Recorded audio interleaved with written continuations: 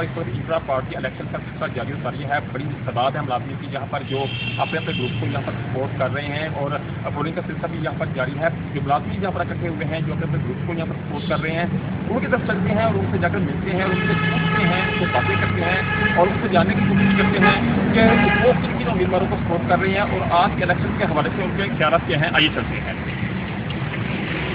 बताइए कि आज आपका नाम क्या है और यहाँ पर आप